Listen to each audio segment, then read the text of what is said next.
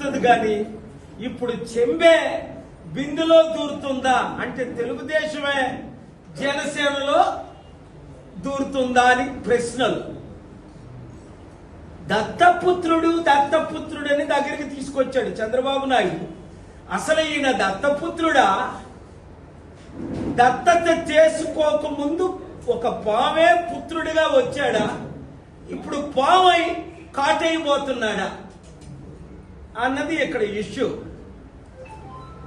బీహార్కి ప్రత్యేక నిధులు 2 లక్షల కోట్లు మొత్తం కేటాయిస్తే ఆంధ్రప్రదేశ్కు 10% ఎందుకు కేటాయించారు సెంటర్ అంటే నాకు వచ్చిన ఇన్ఫర్మేషన్ పవన్ కళ్యాణే మన రాష్ట్రానికి నిధులు రాకుండా ఆపుతున్నారు అని. ఒకవేళ నిధులు వస్తే చంద్రబాబు నాయుడు గారికి మంచి పేరు వస్తుంది. ఇంకా మరలా వచ్చే ఎలక్షన్లో కూడా ఆయనే ముఖ్యమంత్రి అవుతారు, లేదా ఆయన కొడుకుని లోకేష్ను ముఖ్యమంత్రి చేస్తారు. ఇప్పుడు మీరు నిధులు ఇవ్వకండి, ఈ ఎలక్షన్ల ముందు నేను మరలా బయటకు వచ్చిన తర్వాత నేను చంద్రబాబే నన్ను మాట్లాడనివ్వలేదు, నిధులు తేనివ్వలేదు, అభివృద్ధి చేయనివ్వలేదు అని పవన్ కళ్యాణ్ చెప్పి బయటకు వచ్చి ముఖ్యమంత్రి వచ్చే ఎలక్షన్లో అవడం కొరకు ప్రజలను కోట్ల మంది ప్రజల నాశనం చేస్తున్నారని ఎక్స్పర్ట్స్ ఒపీనియన్. ఏది నిజం? చంద్రబాబు నాయుడు గారు మీరు తెలివైన వాళ్ళు కదా, కమ్మ నాయకులందరూ మిత్రులందరూ మీరు తెలివైన వాళ్ళు కదా.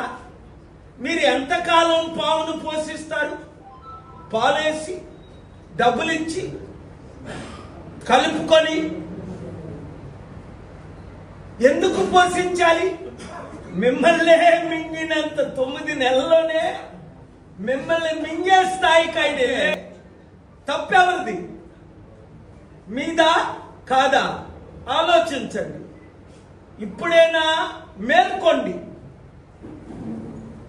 మీరే కానీ అవకాశం ఇవ్వకపోతే చిరంజీవి ఏ విధంగా ముందు 18 సీట్లు గెలిచి 2009లో ప్రజారాజ్యం క్లోజ్ చేసుకున్నాడో 2011లో కాంగ్రెస్ లో విలీనం చేసి, ఈయన కూడా మీ పార్టీలోనో బీజేపీలోనో విలీనం చేసుకున్నాం. మరి please subscribe citizen voice and like and share please.